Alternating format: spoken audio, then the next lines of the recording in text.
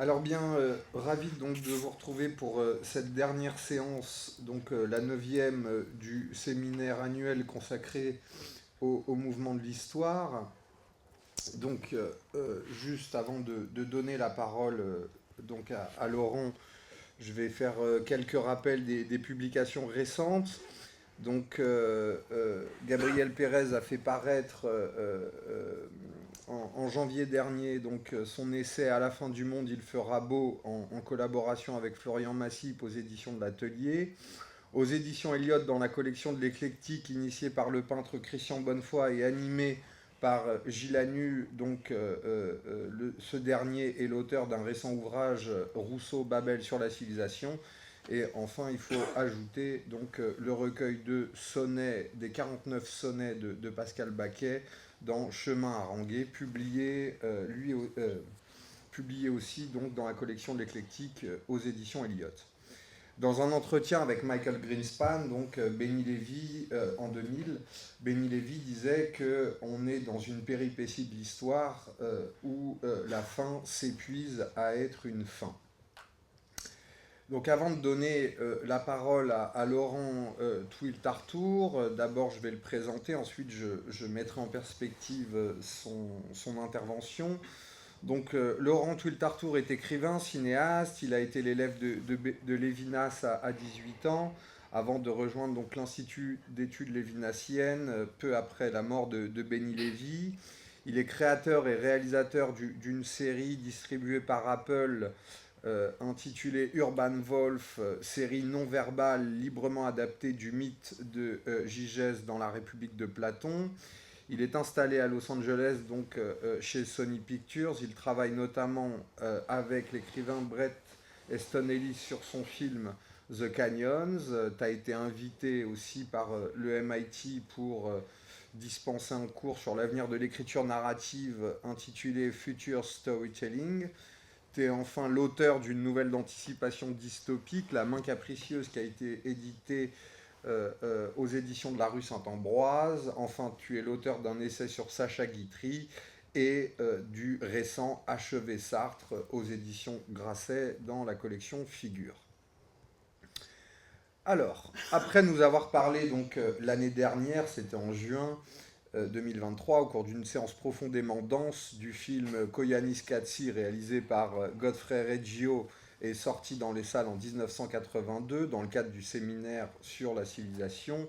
Tu as fait le choix cette année de t'appuyer sur un autre chef-d'œuvre de l'histoire du cinéma pour traiter de la question des mouvements de l'histoire, puisqu'il s'agit de 2001, l'Odyssée de l'espace, réalisé par Stanley Kubrick et sorti dans les salles en 1968, inspiré de deux nouvelles d'Arthur Clarke, intitulées respectivement À l'aube de l'histoire, Encounter in the Dawn, publié en 1953 dans le recueil Amazing Stories, et enfin une autre nouvelle toujours d'Arthur Clarke s'intitule Sentinelle, publiée en 1951, soit 2 ans plus tôt.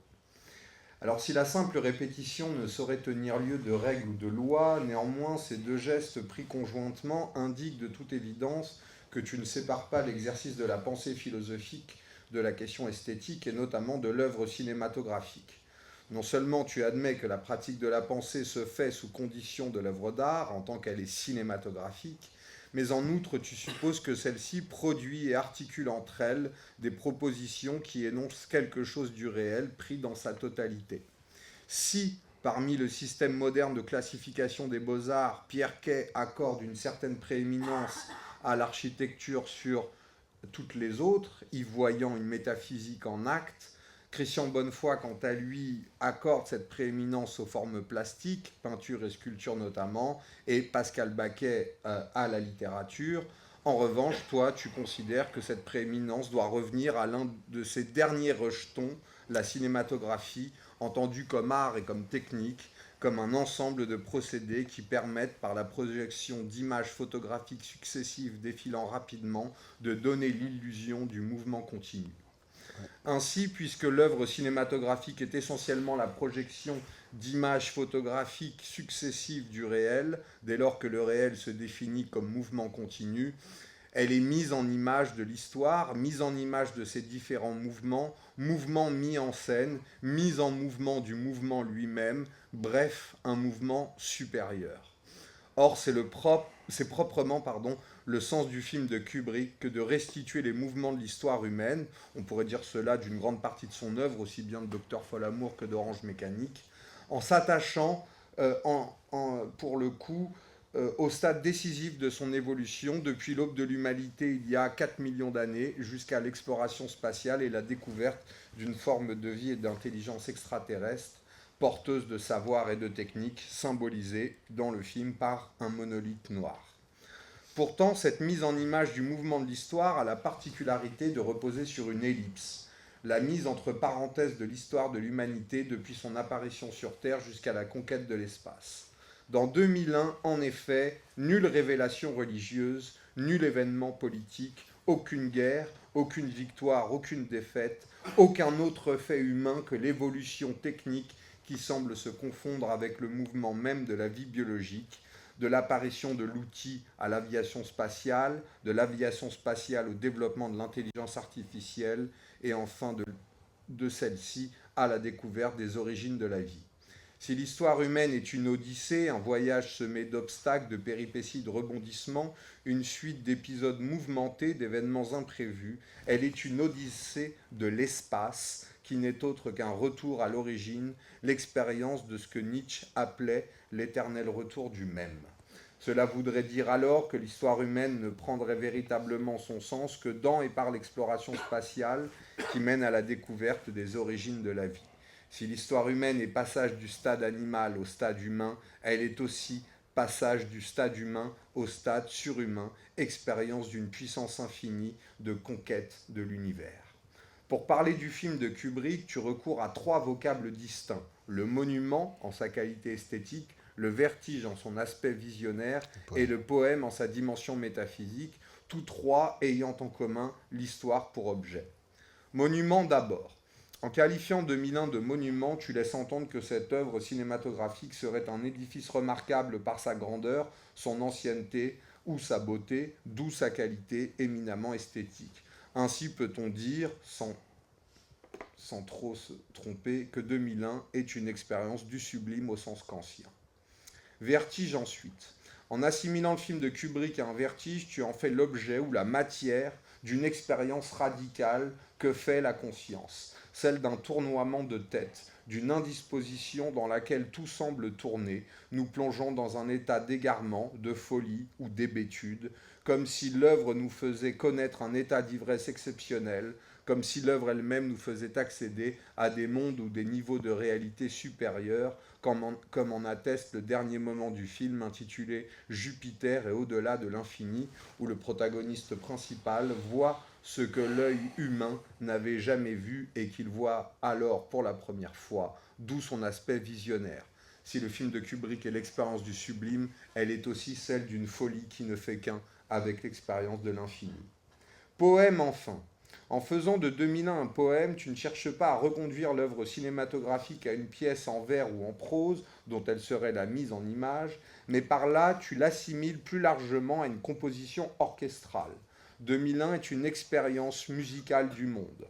Toutefois, si généralement la composition orchestrale est celle d'un seul mouvement conçu comme l'illustration musicale d'une brève histoire d'inspiration littéraire ou philosophique, il n'en va pas exactement de cette manière dans le film de Kubrick, puisqu'il s'agit de la composition de la totalité des mouvements, non de l'histoire de l'esprit, mais de l'histoire du développement de la vie qui s'articule à l'histoire de la technique, voire qui ne fait qu'un avec elle. Expérience du sublime, expérience de la folie, expérience de la musicalité du monde, 2001 serait une expérience de vérité, c'est-à-dire une expérience métaphysique. Musique, Richard Strauss, sculpture, monolithe, peinture, paysage halluciné de Jupiter, architecture, les vaisseaux, danse, le mouvement des vaisseaux, et enfin poésie. Si le cinéma est un art total, 2001 ne déroge pas à cette règle. Or, c'est parce qu'elle est une œuvre d'art total qu'elle peut prendre le mouvement général de l'évolution humaine comme objet et, à travers l'ensemble des propositions qu'elle articule, se prononce sur le sens du devenir historique. Par conséquent, Si l'historiographie est cinématographie, comme le disait René à sa première séance, l'inverse n'est pas vrai pour autant. Car l'œuvre cinématographique ne se borne pas à décrire le mouvement en ses différents moments successifs, elle est aussi histologie, puisqu'elle élabore un discours sur le sens du mouvement lui-même, puisqu'elle prend pour objet le sens même du devenir historique de l'humanité. Elle est donc fondamentalement métaphysique. Je t'adresse donc cette question pour initier le mouvement. De quelle métaphysique de l'histoire le film de Stanley Kubrick, 2001, l'Odyssée de l'espace, est-il porteur? Je te laisse la parole. Merci Romain, comme d'habitude, remarquable. Bon, bonsoir à tous et merci à Romain pour cette intro. 2001, l'Odyssée de l'espace est un film qui fait l'unanimité sur au moins un point. Tout le monde s'accorde à dire que c'est un chef-d'œuvre. Mais là où il divise, c'est sur la classification de chef-d'œuvre. Pour beaucoup, c'est un chef-d'œuvre esthétique, et pour d'autres, c'est un chef-d'œuvre d'ennui. En général, ceux qui ont dépassé le visionnage des 15 premières minutes sans décrocher font partie de la première catégorie. Il faut dire que ces 15 premières minutes sont une épreuve pour les nerfs. Figurez-vous, 15 minutes sans le moindre dialogue. Avoir évolué des primates primitifs dans la morne banalité de leur quotidien au beau milieu d'un paysage austère et désertique, et dont le point d'orgue consiste en la rencontre inopinée avec un monument rectangulaire et noir, fait d'un seul bloc de pierre, un face-à-face, perplexe entre un monolithe noir et des anthropoïdes préhistoriques. La séquence se termine par un singe qui jette un os dans le ciel. Ceux qui, à ce stade, ne se sont pas endormis ou n'ont pas quitté la salle sont les véritables héros du film. J'ai fait partie successivement des deux groupes de spectateurs, m'y étant pris à plusieurs fois dans mon adolescence avant d'aller enfin au bout de ce film. Mais ce soir, il ne s'agira pas de démontrer que 2001 est une œuvre d'art, le temps s'en étant lui-même chargé. L'impact culturel de ce film est sans commune mesure dans l'histoire du cinéma.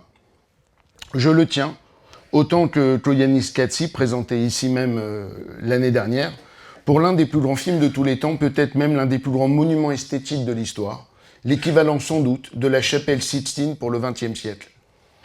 Ce qui nous intéresse ce soir, c'est de voir en quoi ce film est pertinent pour traiter du thème de réflexion qui nous occupe cette année, à savoir les mouvements de l'histoire. Pour aller droit au but, je vais vous dire d'emblée que je pense que le titre du film aurait dû s'appeler 2001, l'Odyssée de l'histoire. Les spectateurs attentifs qui s'attendent à voir un film de science-fiction dans 2001 vont découvrir qu'il s'agit avant tout d'un essai cinématographique sur le temps et l'histoire. Par-delà son titre et sa thématique visuelle qui renvoie bien à l'exploration spatiale, ce thème n'est que surface. Son propos se niche ailleurs. Et n'en déplaise aux lectures paresseuses, 2001, l'Odyssée de l'espace a autant à voir avec l'exploration spatiale que l'Odyssée d'Homère avec l'exploration maritime. Voyons pourquoi. Stanley Kubrick est âgé en 1964 de 36 ans lorsqu'il commence à travailler sur 2001. Il obtient un budget astronomique de la MGM, la Metro-Goldwyn-Mayer, et chose rarissime dans le cinéma hollywoodien, les pleins pouvoirs créatifs, ce que l'on appelle là-bas le final cut, c'est-à-dire le montage final. Les cadres dirigeants de la MGM, qui ont mis des millions de dollars sur la table, seront même interdits de plateau par Kubrick.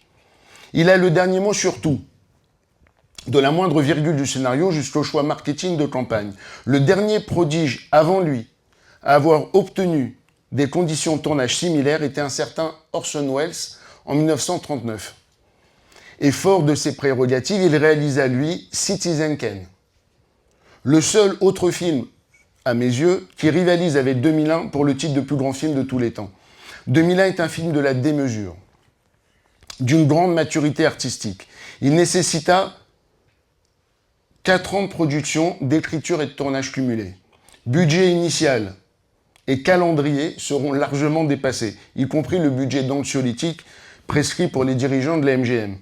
2001 est le 8e film de son auteur et son premier film en couleur. Kubrick venait d'enchaîner coup sur coup 4 grands films à succès.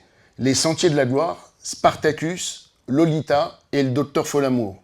Il était logiquement considéré comme un prodige du cinéma, doté d'une intelligence hors du commun. 2001 est un film d'une durée totale de 2h40, dont 2 pleines heures sans aucun dialogue. Le premier mot du film est prononcé au bout de 25 minutes. Et les 25 dernières minutes ne comportent elles aussi aucun dialogue. En ce sens, 2001 peut être qualifié d'expérience non verbale. Kubrick a renoncé pour ce film à toutes les conventions narratives, faisant un doigt d'honneur à la structure narrative robotique et formatée en 3 actes en vigueur dans le cinéma commercial hollywoodien. Son scénario est composé de 4 parties distinctes, 4 âges successifs, qui représentent 4 mouvements de l'histoire. Les personnages n'y sont pas récurrents, les héros sont successivement des singes, des humains, une intelligence artificielle, une grosse pierre et un fœtus astral. Il n'y a pas d'intrigue, pas de résolution, pas d'histoire, pas de récit romanesque, pas d'enjeu romantique, pas de contexte, pas de héros au sens classique du terme, ni de méchant, aucun personnage auquel le public pourrait s'identifier. La fin du film est un mystère plus énigmatique encore que son début. Bref, un défi narratif complexe et déroutant. Et si le film dure 2h40, son temps narratif, lui, s'étale, comme l'a dit Romain, sur plus de 4 millions d'années. Et pour cause, l'ambition de ce film est de raconter rien de moins que l'histoire de l'humanité, de ses origines premières à son accomplissement ultime. De par cette ambition, son sujet et son traitement, 2001 ne ressemble à aucun autre film, même aujourd'hui, 60 ans après sa sortie. Cet ovni cinématographique est sorti le 3 avril 1968. Nombreux s'attendaient à un flop cosmique. Certains spectateurs se sont enfuis du cinéma lors de la première projection à New York, avant la fin de la longue séquence muette initiale où l'on voit des primates gesticuler. Et la fin du film a laissé dubitatif une grande partie des premiers spectateurs restés vaillamment jusqu'au bout. Les grandes plumes critiques de l'époque ont été incendiaires. Et pourtant, ce film expérimental à grand budget, sans aucun élément commercial attractif, sans vedette, sans romance, sans humour, difficile d'accès, exigeant, déroutant, et auquel personne n'avait rien compris, deviendra le plus gros succès du box-office nord-américain de l'année 1968. Un triomphe commercial, dépassant des films pourtant très populaires et honorables comme La planète des singes, Rosemary's Baby, Bullitt et Funny Girl, tous sortis la même année. Il est resté à l'affiche pendant 103 semaines consécutives à Los Angeles. Qui dit mieux? Cet exploit est rarissime, à la fois élitiste et populaire, œuvre d'art et divertissement pour les masses, exigeant et populaire donc. Je ne connais aucun autre film qui ait réitéré cet exploit depuis. Vous l'aurez compris, nous sommes loin d'un simple film de divertissement, à des années-lumière du cinéma popcorn. Le film est d'une telle richesse que l'on pourrait se livrer à des dizaines de conférences sur le moindre de ses aspects formels ou intellectuels, sa beauté plastique, ses prouesses visuelles, ses visions prophétiques, sa poésie, sa philosophie, comme Romain les a évoqués tout à l'heure. Aucun film n'a été autant commenté, analysé, disséqué depuis la naissance du cinéma.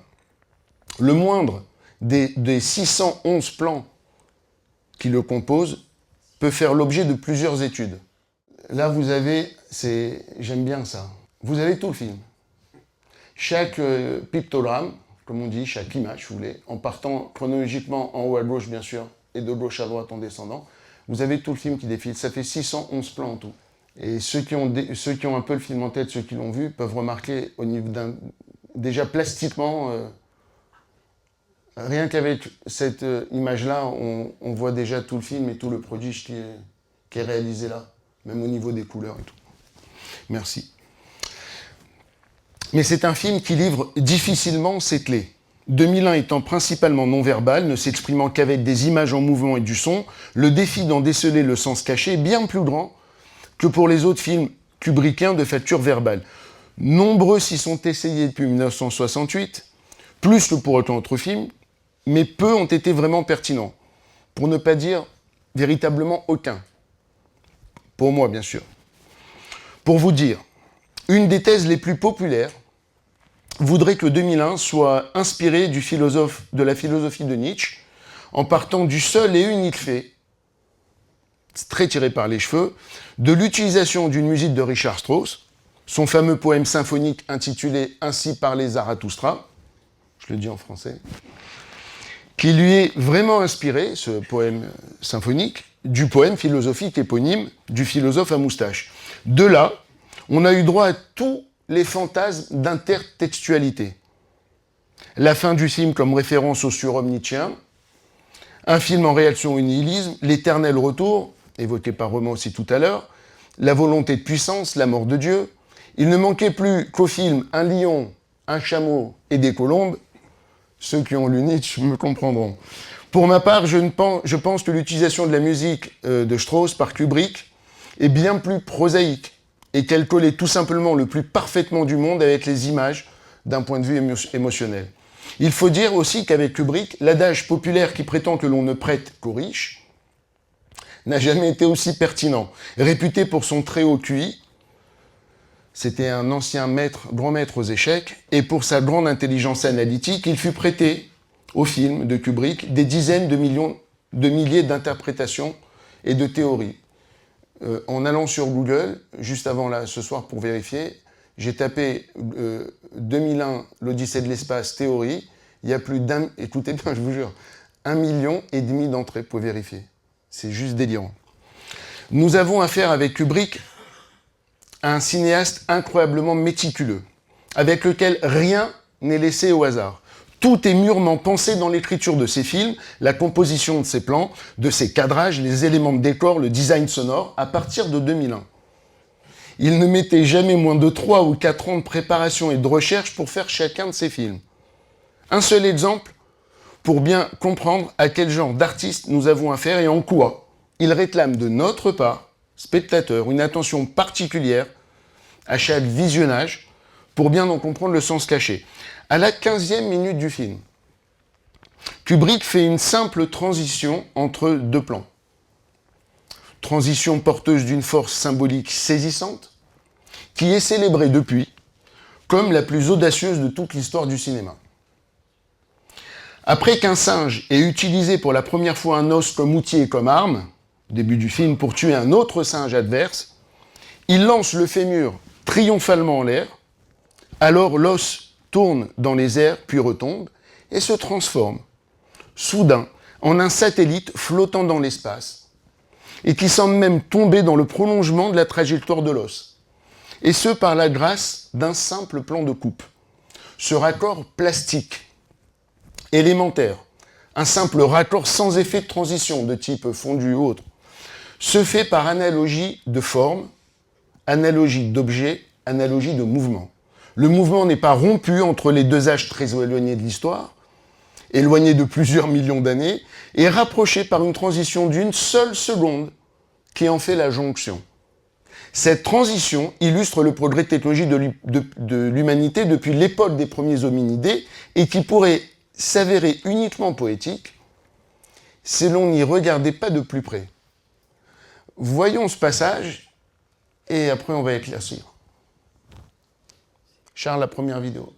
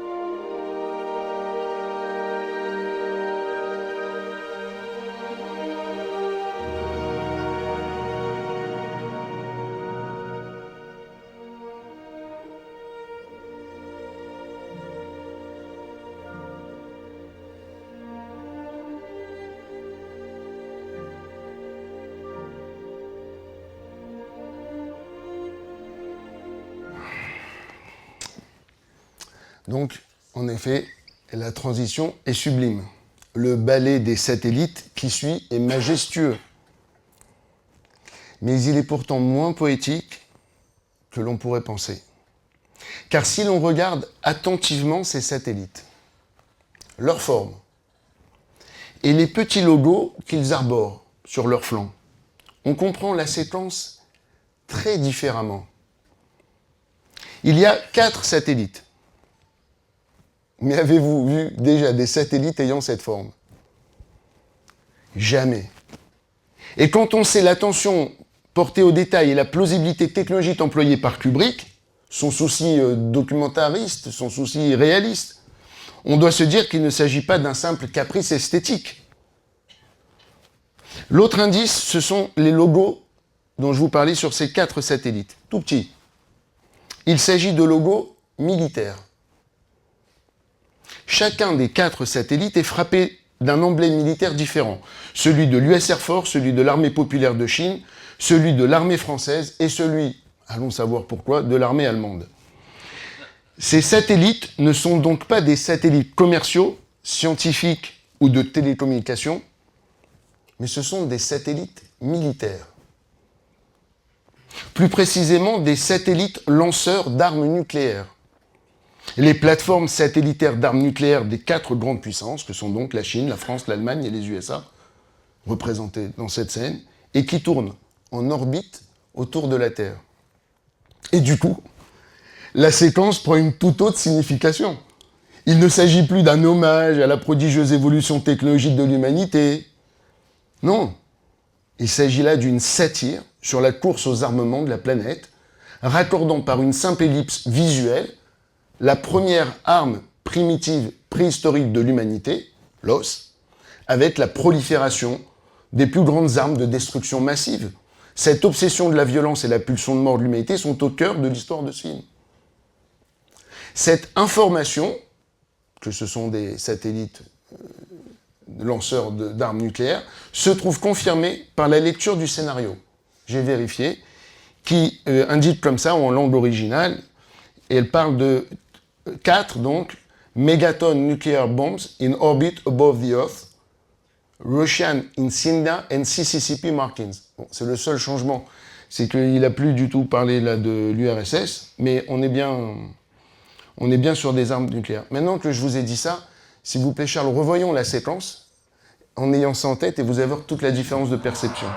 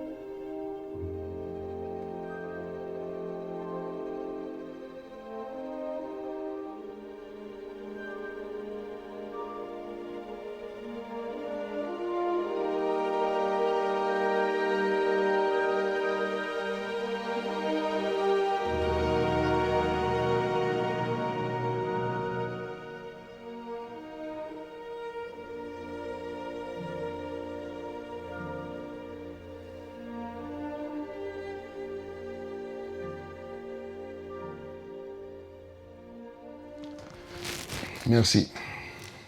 Du coup, le contraste entre le romantisme de la valse de Johann Strauss, le beau Danube bleu, et cette menace nucléaire qui tourne autour de la Terre comme une épée de Damoclès atomique est beaucoup plus saisissant, beaucoup moins bucolique. Kubrick aurait pu être plus explicite dans le film. Mais c'est justement ce choix de l'implicite non-verbal qui fait sa grandeur, nous forçant à mieux voir ce qui nous est montré. Et l'ambivalence nourrissant notre imaginaire au lieu de la diriger complètement comme des enfants. Ce simple exemple, pour démontrer à quel point il faut prendre le travail méticuleux de Kubrick au sérieux pour comprendre son film. Du coup, cette fameuse transition illustre selon moi à merveille l'encore plus célèbre formule de Karl Marx, la violence est la coucheuse de l'histoire. L'histoire, selon Kubrick, se confond avec le progrès technologique, mais surtout militaire, progrès de destruction, si l'on peut dire. Il nous démontre que l'histoire est enracinée dans une ancienne propension à la violence, la survie de nos ancêtres montant à des singes reposait sur le développement d'armes mortelles et n'a fait que se sophistiquer depuis. Ma démarche s'appliquera à vouloir percer le mystère et la profondeur de ces chefs-d'œuvre sans tomber dans la surinterprétation, d'en élucider le propos et d'en comprendre le génie. Ce qui m'importe, c'est de donner les clés de compréhension. Je vous épargnerai la trivialité consistant à vouloir rabaisser la stature d'une grande œuvre abstraite en la rendant figurative. Je ne veux pas rendre explicite ce que l'auteur s'est évertué à laisser implicite. Au lieu de chercher à expliciter, je vais donc plutôt élucider, comme René nous invite à le faire, en nous bornant à affûter notre regard sur certains éléments du film qui nous permettront de mieux en apprécier la profondeur. Commençons par résumer le film. Comment peut-on résumer ce film? Forcément mal. Il suffit de feuilleter les divers résumés établis par les dictionnaires du cinéma et autres critiques institutionnelles pour se rendre compte de leur englument didactique et de leur formalisme routinier qui ne rendent guère justice au génie de ce long métrage. Je vais donc tenter de vous raconter le film d'une façon certes non conventionnelle, mais avec le souci d'extraire de son schéma narratif le maximum d'essence. Le film est composé de 4 parties. 4 parties distinctes que j'identifie comme 4 mouvements, qui se succèdent chronologiquement de façon linéaire, mais avec des sauts en avant temporels abrupts, provoquant un récit discontinu, comme les brisures ou les fracas de l'histoire évoqués par René Lévy. Non pas ici de fracas comme la Révolution du Sinaï ou la Révolution française, mais le fracas de la révélation du monolithe noir. La première partie, premier mouvement, dure 15 minutes, la seconde 35 minutes, la troisième 60 minutes et la quatrième 23 minutes. Selon moi, 2001 a une structure musicale, celle de la symphonie précisément, qui est traditionnellement constituée elle aussi de 4 mouvements. Les 4 mouvements de l'histoire de 2001, que d'autres appellent 4 parties, sont donc: premier mouvement, l'aube de l'humanité. Les singes primitifs sont végétariens. Ils passent leur journée à chercher quelques plantes à se mettre sous la dent dans leur désert aride. Ils sont la proie de féroces prédateurs. Quand ils trouvent une source d'eau, elle est convoitée par des clans adverses et ils doivent se battre pour la défendre. Mais ils échouent et perdent le contrôle de leur source d'eau potable. Ils vivent alors dans une anxiété profonde. Et puis apparaît un matin un énorme bloc de pierre noire monolithique et rectangulaire. Sa présence provoque chez nos singes un mélange d'effroi et d'excitation. Les singes surmontent leur peur et leur curiosité l'emporte. Ce monolithe les intrigue et les fascine. Son apparition est accompagnée d'une chorale de voix, un oratorio. Quelque chose change alors chez nos singes. Une sorte de révélation, de naissance d'une conscience, d'un libre arbitre, d'une nouvelle forme d'intelligence. À partir de là, le singe devient autre. Le singe, en jouant avec des ossements, découvre l'usage de l'outil. Un fémur, un os devient alors pour lui une massue. Armé, il devient chasseur. Il devient carnivore. Puis il reconquiert son territoire, reprend possession de sa source d'eau potable en livrant bataille au clan de singes adverses. Il devient meurtrier, tueur. Être armé, se défendre, tuer, provoque pour Kubrick la transition du singe à l'humain. Le deuxième mouvement. On est 4 millions d'années plus tard. Les outils de l'homme ont évolué, leur technologie s'est déployée hors de la Terre, dans l'espace. Et sur la Lune, le monolithe noir fait une nouvelle apparition. Sur une base militaire américaine. La Lune, dans cette séquence, est colonisée par différentes puissances. Chacune, bien sûr, a son parcelle de Lune, si je puis dire. Cette fois, la réaction des hommes est très différente de celle des singes, quand ils voient ce monolithe. Au lieu de provoquer en eux une excitation jubilatoire, il suscite en eux un repli clanique, un refus du partage. L'excitation laisse place à une curiosité arrogante. Les hommes se préoccupent de prendre des selfies de félicitations devant le monolithe noir. Le singe était devenu homme et l'homme est devenu con. Du coup, le monolithe et les voix se muent en un son strident assourdissant. Puis le monolithe se tait, comme fâché contre l'humanité.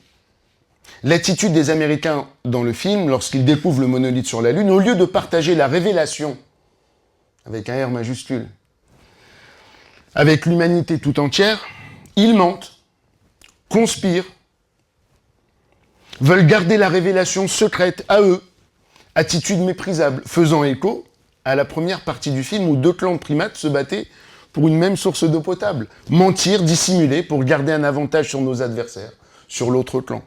Les mêmes schémas comportementaux, avec 4 millions d'années d'écart.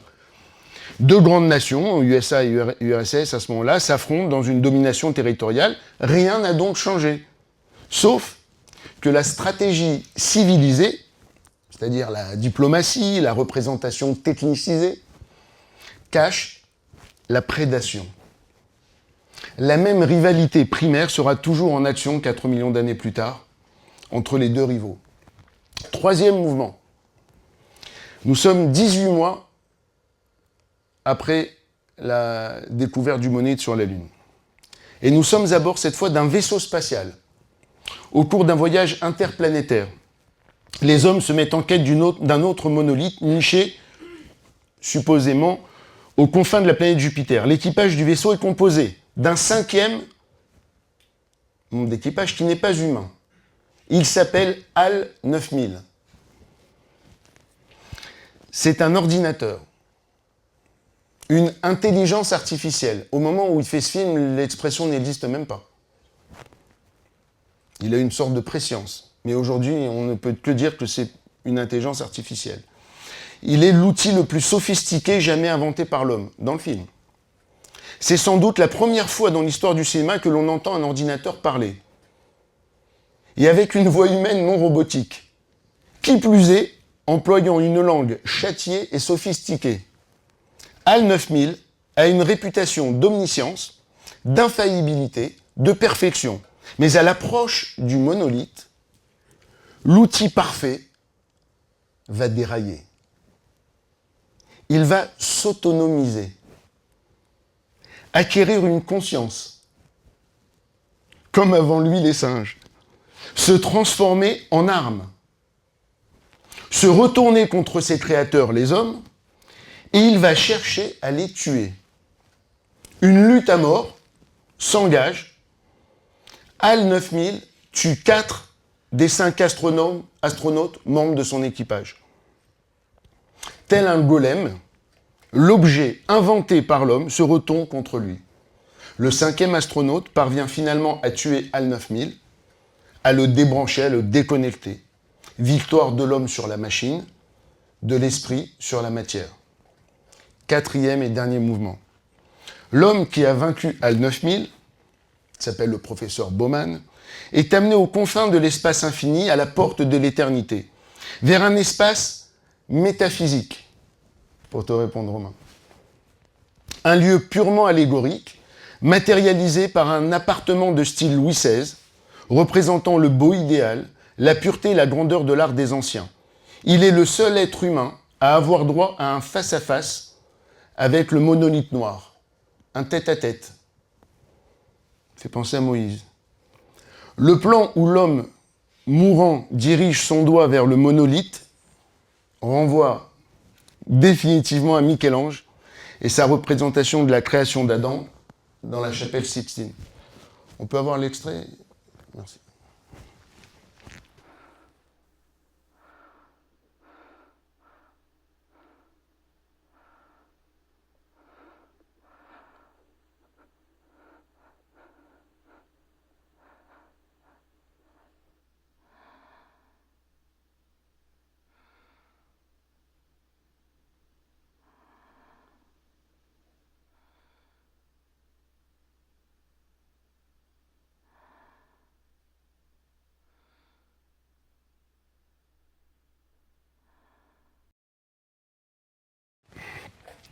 Dans cette scène, juste avant, l'homme se voyait mourir. Bowman, là, qu'on a vu vieux et mourant, il se voyait vieillir d'une façon accélérée et discontinue. Puis, sous l'effet de la dernière apparition du monolithe noir, l'homme renaît soudain sous la forme d'un fœtus astral et lumineux, qui a presque l'air dématérialisé, avant de retourner sur Terre.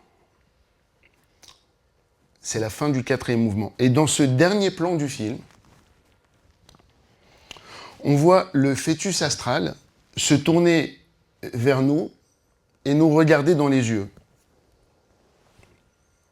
Alors là, libre à nous d'interpréter si c'est une menace ou une promesse. Kubrick ne tranche pas. Il laisse ses spectateurs se faire leur avis. Fin du film. À la fin, donc, je vous disais, le fœtus astral nous regarde dans les yeux. Ce que ça signifie pour ceux qui ont une connaissance soutenue de l'art cinématographique, on appelle ça casser le quatrième mur. Vous êtes familier avec ce terme, cette expression ? Hein, casser le quatrième mur, c'est quand en fait on regarde la caméra. Autrement dit, c'est une transgression d'un code narratif, puisqu'on dit au public « je suis conscient qu'il y a une caméra et que vous me regardez ». Donc faire ça est très spécial. C'est-à-dire que tout d'un coup, il interpelle le spectateur. Et c'est là où, en fait, je dis qu'il ne tranche pas Kubrick, mais selon moi, en faisant ça, il tranche. Et comme je vous ai dit, à nous d'en interpréter maintenant le signe. Je vous laisse, pour la beauté de cette poésie finale, voir le dernier plan, ça dure même pas moins d'une minute. Regardez ce fœtus astral qui remplace donc le vieil homme mourant qui était sur son lit. Il se transforme, comme une renaissance, en petit fœtus astral. Et regardez ce final où il est renvoyé vers la planète Terre. Et ce moment où il se tourne vers nous, il nous regarde dans les yeux. Chair de poule. On peut envoyer l'extrait ?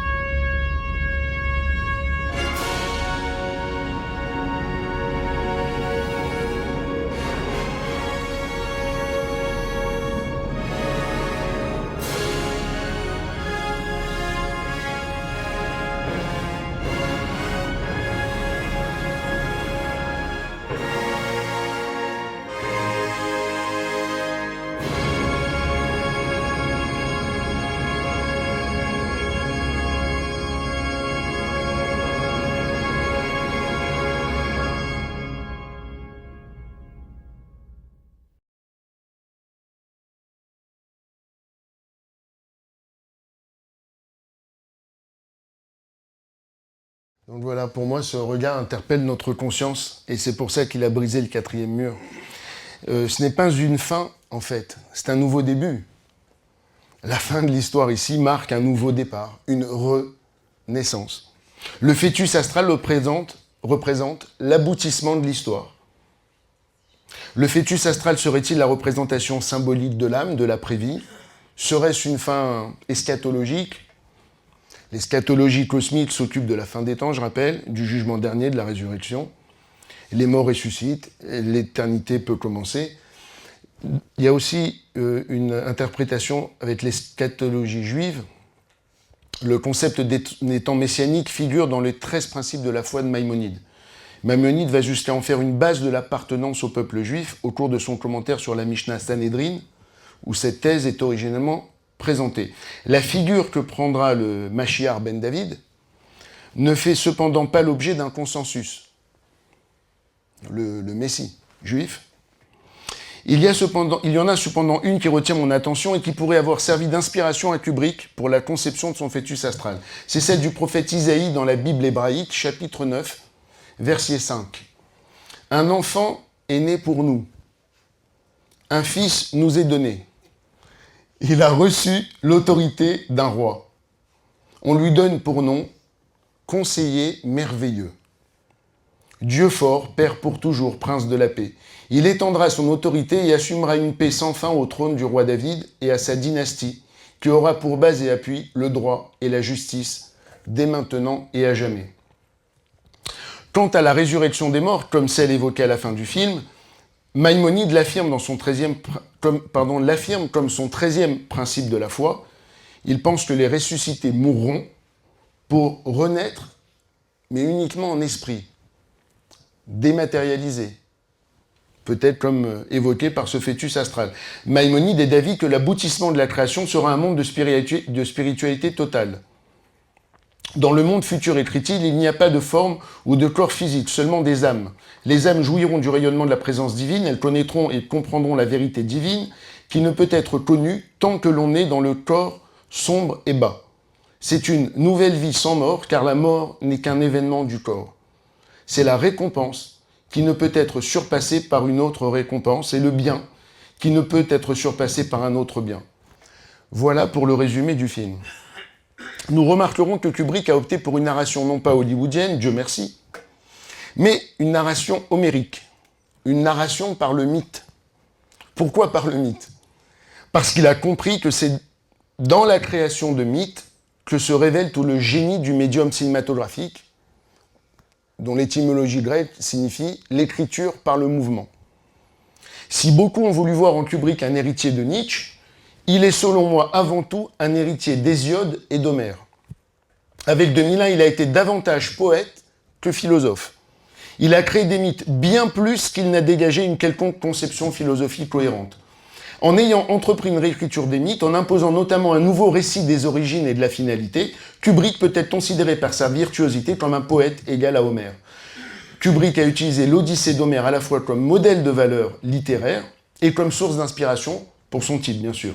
L'Odyssée d'Homère, qui a inspiré un grand nombre d'œuvres littéraires et artistiques au cours des siècles, tire son nom de son personnage principal, Ulysse. Ulysse, dont le prénom original en grec se dit Odysseus. Depuis donc, ce nom propre, Odyssée, a fini par désigner par antonomase un concept. Il est devenu un nom commun signifiant un récit de voyage mouvementé, riche d'incidents et d'aventures singulières. Kubrick, pour son titre, a encadré son Odyssée d'un nombre, 2001, et d'un mot, l'espace. L'année 2001 a été choisie par Kubrick parce qu'elle est à la fois la première année du XXIe siècle, la première année du troisième millénaire, et parce qu'elle évoquait pour les millénaristes l'année de la fin du monde. Et l'espace, parce qu'il est venu à l'esprit de Kubrick que pour les Grecs du temps d'Homère, les vastes étendues de mer devaient évoquer le même genre de mystère et d'éloignement que ne l'évoque l'exploration spatiale pour nos générations. Le fameux ordinateur HAL 9000, enfin, la prodigieuse intelligence artificielle qui est au centre du récit de la troisième partie du film, et ce qui a tant marqué, cet ordinateur, je pense que la plupart de vous connaissent, et qui a tant marqué la conscience collective depuis sa sortie, et lui aussi, HAL 9000, une référence à l'Odyssée d'Homère. Avant de vous dire pourquoi, regardons à quoi ressemble HAL 9000 dans le film. Bonjour Karl, comment ça va à bord? Bonjour Monsieur Hammer. Tout est parfaitement en ordre. Karl, vous avez une énorme responsabilité dans ce voyage. On pourrait dire que vous portez la plus grande part des responsabilités confiées aux membres de ce vaisseau. Vous êtes en fait le cerveau et le système nerveux de l'astronef. Et vous êtes programmé aussi pour surveiller l'état des savants qui sont en hibernation. Vous est-il jamais arrivé de douter de vos capacités? Permettez-moi de vous répondre en d'autres termes. La série de superordinateurs Karl est la plus perfectionnée que l'on connaisse. Aucun appareil de cette série n'a jamais fait d'erreur, ni même déformé un renseignement. Nous sommes tous, pour autant que ces mots aient un sens précis, parfaitement au point et incapables de nous tromper. Karl, malgré votre immense capacité de raisonnement, éprouvez-vous un complexe du fait que vous dépendez des hommes pour mener à bien vos instructions? Pas le moins du monde. Je suis heureux de collaborer avec l'homme. J'entretiens d'excellents rapports avec le professeur Poole et le professeur Bowman. Professeur Poole, quelles sont les impressions d'un homme qui vit pendant des mois en contact quasi permanent avec Karl? Vous avez bien défini tout à l'heure notre forme de relation. Karl est le 6e membre de notre équipage. Au bout de quelques jours, on s'habitue à l'idée qu'il est doué de l'usage de la parole, et on le considère comme un individu. En discutant avec l'ordinateur, on éprouve la sensation qu'il est capable de réactions émotionnelles. Par exemple, quand je lui ai parlé de ses responsabilités, j'ai senti poindre dans sa réponse une certaine fierté à posséder cette perfection et cette précision. Croyez-vous que Karl soit doué de sentiments humains? Il parle comme s'il était doué de sentiments. Bien sûr, il a été programmé dans ce sens pour donner plus de naturel à nos rapports. Mais que ces sentiments soient authentiques ou pas, je crois que personne ne pourrait honnêtement l'affirmer.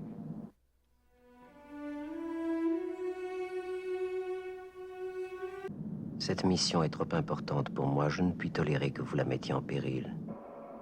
Je ne sais pas du tout ce que tu veux dire, Karl.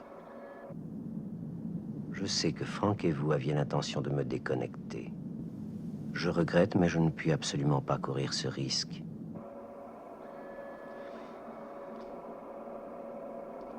Mais qu'est-ce qui a pu te donner cette idée-là? Dave, en dépit des précautions minutieuses que vous preniez dans la sphère pour m'empêcher de vous entendre, j'ai pu observer le mouvement de vos lèvres. Très bien, Karl. Dans ce cas, je rentrerai par les coutilles de secours. Sans le casque de votre scaphandre, je vous prédis de grosses difficultés, Dave. Ne discute pas, Karl. C'est moi qui commande. Ouvre la porte A. Dave, je crois que nous n'avons plus rien à nous dire. Adieu. Kubrick a choisi, comme vous le voyez, de représenter visuellement HAL 9000. Alors, dans la version française que je vous ai mis ce soir, il est baptisé Karl. Allons savoir pourquoi. Et donc, je vous disais, il a représenté visuellement HAL 9000 par un œil optique rouge et une voix, comme vous avez entendu, suave et ensorcelante. Le premier, l'œil optique rouge, renvoie au cyclope d'Homère. Cet être géant et anthropophage, pourvu d'un seul œil. Cyclope qui va combattre Ulysse de la même façon que HAL 9000 va combattre les hommes. Et sa voix renvoie aussi au chant envoûtant des sirènes qui voulaient attirer Ulysse à elle. Il est aussi intéressant de noter que dans la mythologie grecque, le cyclope porte le nom de Polyphème. En grec ancien, signifie littéralement « qui parle beaucoup », bavard. Enfin, autre référence à Homère à la fin du film, bien sûr avec le retour du fœtus astral vers la Terre, comme le retour d'Ulysse à Ithaque.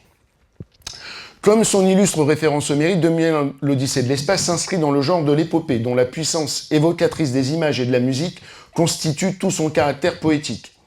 Il s'agit même, selon moi, plus précisément, d'une épopée visionnaire. Ce sous-genre de l'épopée a été baptisé ainsi, épopée visionnaire, par Victor Hugo. Pour Hugo, l'épopée visionnaire, si elle respecte nombre de traits communs à la majorité des épopées, est une œuvre bien plus mystique que guerrière, plus métaphysique que matérielle, plus universelle que nationale. 2001, l'Odyssée de l'espace est aussi un récit anthropogonique. L'anthropogonie définit, je rappelle, un récit s'apparentant au mythe en racontant la naissance et le développement de l'homme. Parmi les exemples de mythes anthropogoniques, bien sûr, dans la Bible, chapitres 2 et 3 du livre de la Genèse, avec le récit de la création, qui se situe dans le jardin d'Éden, qui correspond à une anthropogonie à travers les personnages d'Adam et Ève. Ils contiennent des références mythologiques à l'arbre de vie, symbole d'immortalité, à l'arbre de connaissance du bien et du mal, symbole du savoir illimité, toute caractéristique de Dieu. Il y a aussi le mythe grec de Prométhée, le mythe hindou que j'ai découvert de Manu, et le mythe nordique d'Ask et Embla, que j'ai découvert aussi. Il y a une très belle analyse du mythe par Benny Lévy dans son livre « Le meurtre du pasteur », publié en 2002 chez Grasset dans la collection Figures. Il y commente Platon et son livre « Le politique ». Benny souligne la différence entre la vérité et l'exactitude. Il dit qu'il faut, je cite, distinguer la vérité de l'exactitude. Un mythe n'est pas l'exactitude, mais il peut dire la vérité. Il nous faut la nouvelle autorité du commencement, c'est toujours Benny qui parle. Il faut recourir à une autre autorité, laquelle? Celle d'une fable. Pour une fable, il faut toute l'attention de la pensée. Nous, modernes, ne croyons pas à ces fables. Une fable requiert une posture anti-lumière, celle de l'enfant. J'adore quand il parle. Le mythe sera cette fable théologique. Le mythe comme récit des origines. Je cite toujours, je lis Benny. Dans les temps où il n'y aura pas de mots pour le dire, on recouvre à une mythologie qui ne dit pas son nom, le logos, la raison. La logos a besoin de la fable et doit mettre de l'ordre dans les récits de l'origine. Au passage, Benny Lévy tacle Freud et les modernes.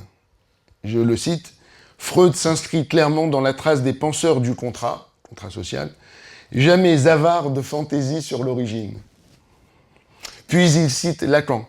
« L'important de Totem et Tabou, le livre de Freud, c'est d'être un mythe, et on l'a dit peut-être, le seul mythe dont l'époque moderne ait été capable. Et c'est Freud qui l'a inventé. » Enfin, Benny Lévy nous dit que lorsque Rachi veut définir ce que les textes de la Gemara appellent le Chochma Yavanite, c'est-à-dire la sagesse grecque, Rachi ajoute que cette Chochma recourt à un lachon de Mélitza, c'est-à-dire à une langue mythique. Je vous propose de nous pencher maintenant sur le plus grand mythe que ce film ait créé, celui qui est devenu le plus grand symbole, le plus légendaire et le plus énigmatique de tous, le monolithe noir. Le personnage principal du film n'est pas un humain, ni un animal, mais un objet, un minéral, monumental, fait d'un seul bloc de pierre aux formes inorganiques, façonné par Dieu sait qui. Il représente, selon moi, une abstraction d'essence métaphysique, une allégorie métaphysique. Nous y reviendrons. Ce bloc de pierre massif est un monolithe d'un noir profond mesurant 3 mètres de haut, de forme parallépipède rectangle. Un parallépipède rectangle est au rectangle, ce que le cube est au carré. Autrement dit, un rectangle en 3 dimensions. Ce monolithe noir est le véritable héros du film. Il est le moteur narratif de l'action, du mouvement, le sujet même du récit, la causalité de tous les autres personnages du film, la causalité de tout ce qui, dans le film, se meut, la causalité du mouvement de l'histoire. L'histoire, ici, se confond avec l'histoire de l'humanité. Dans la première partie du film, qui dure donc 15 minutes, le monolithe noir fait une apparition au milieu d'un clan de primates et provoque en eux un changement de condition, éveillant leur conscience. Suite à cette rencontre avec l'entité monolithique, les primates vont fabriquer leur premier objet à partir d'un ossement animal qui leur servira d'arme. Ils vont ainsi chasser, devenir carnivores, comme on l'a vu, puis l'arme, après avoir servi à leur alimentation, leur servira d'arme de défense pour défendre leur territoire et leur source d'eau potable contre un clan de singes étrangers. Ils vont commettre leur premier meurtre. C'est la seule séquence du film, cette première partie, le premier mouvement, c'est la seule séquence de tout le film qui se déroule sur Terre. Dans la seconde partie, qui dure 35 minutes et qui se déroule 4 millions d'années plus tard, le monolithe noir apparaît cette fois sur la Lune. Vous vous rappelez, dans une zone contrôlée par les USA. La Lune étant ici colonisée par les hommes et divisée en zones contrôlées par différents pays, la Lune, c'est là où se déroule cette seconde séquence du film. La troisième maintenant. Troisième mouvement du film, qui dure lui 60 minutes. Elle se déroule à bord d'un vaisseau spatial parcourant un long trajet intergalactique vers Jupiter, en direction de laquelle le monolithe lunaire émet un signal, dans le but de découvrir le point d'origine d'émission du signal. 2 personnages humains vont être confrontés à un ordinateur surpuissant, le fameux HAL, dans une bataille de survie homérique, dans le but de mener à bien cette mission et rencontrer le monolithe suprême. Cette séquence se déroule exclusivement à bord du vaisseau spatial au cours d'un voyage interplanétaire. Et enfin, dans la 4e partie, qui dure 23 minutes, le monolithe apparaît face à un seul homme. On est passé là, pour reprendre un thème cher à Benny, de la multitude au 1, donc, puisqu'il se retrouve face à un seul homme, et il voit sa vie défiler jusqu'à la vieillesse et la mort avant que le monolithe noir qui lui fait face ne le ressuscite sous forme d'un fœtus astral, comme nous l'avons vu avant de le faire retourner sur la Terre. Cette séquence, elle, se déroule uniquement dans un espace métaphysique. Voilà pour le synopsis, fidèle au récit, tel qu'il devrait être raconté partout, mais qu'il ne l'est nullement de cette façon, en prenant le monolithe comme cœur du récit. Si je devais le résumer en une phrase, je dirais que 2001 raconte l'histoire d'un monolithe noir qui influence le destin de l'humanité, depuis son origine primitive jusqu'à la renaissance métaphysique. Toujours dans le meurtre du pasteur, Benny Lévy nous rappelle qu'il n'y a d'histoire pour Sartre que parce qu'au départ l'homme a un besoin et qu'il veut l'assouvir. Il cherche donc à prendre de la nourriture. Mais au moment où il s'apprête à le faire, Un autre l'a déjà prise. Cet autre, ce contre-homme, est démoniaque. L'enfer, c'est les autres. Mais du fond même de la rareté s'entend l'impératif de l'universel à faire. Atteindre la fin de l'histoire. Pratiquement dans l'univers de Sartre, il suffit de prendre la Bastille pour que tout soit fini. Je cite toujours, bien sûr, Béni. Mais pour Kubrick, ce n'est pas la nourriture, mais le territoire qui constitue le bien supérieur recherché par les hommes. Entre les primates et les hommes de la Lune, il y a une évolution technologique manifeste, mais pas vraiment d'évolution psychologique. La conquête de territoire est toujours le motif premier de l'homme. C'est un impérialisme dans l'âme. Mais l'évolution du comportement de l'homme dans le film nous démontre qu'il est habité aussi par un désir d'absolu. Il est animé d'une quête de vérité. Les images servent à expliciter cette volonté omniprésente d'aller au-delà et plus loin, cette volonté de dépassement. Cette volonté de dépassement est l'autre thème central du film. René Lévy nous a dit dans son commentaire du guide des Edgarènes Maïmonide, La divine insouciance, aux éditions Verdier, que le but de la connaissance, je ne sais pas s'il faut mettre un C majuscule, de l'étude était de permettre à l'humain de s'élever au-dessus de sa condition. 2001 peut évoquer une transfiguration de l'homme pour s'élever au-dessus de sa condition animale, comme une pulsion d'arrachement à la matière. Je vais vous passer un petit passage, j'ai fait un petit montage, pour vous montrer aussi le talent de Kubrick. Il veut nous expliquer, enfin il veut nous démontrer, c'est plus juste, que avant que les singes ne soient confrontés à la révélation du monolithe noir, qu'ils étaient écrasés par leurs conditions. Et qu'ils vont s'élever à partir de la révélation du monolithe. Alors, comment traduire ça en images? Regardez, c'est juste génial. Il va se servir de la ligne d'horizon. Je vais commenter en même temps, c'est pas grave parce qu'il n'y a pas de musique. Et vous voyez, dans toute cette première séquence, les singes, nos héros, sont toujours sous la ligne d'horizon. Systématiquement. Vous voyez la ligne d'horizon, ils sont toujours en dessous. Toujours. Systématique, dans tous les plans.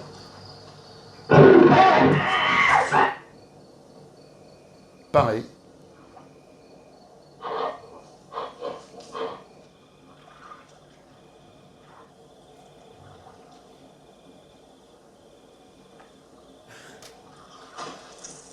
Pareil, sous la ligne d'horizon.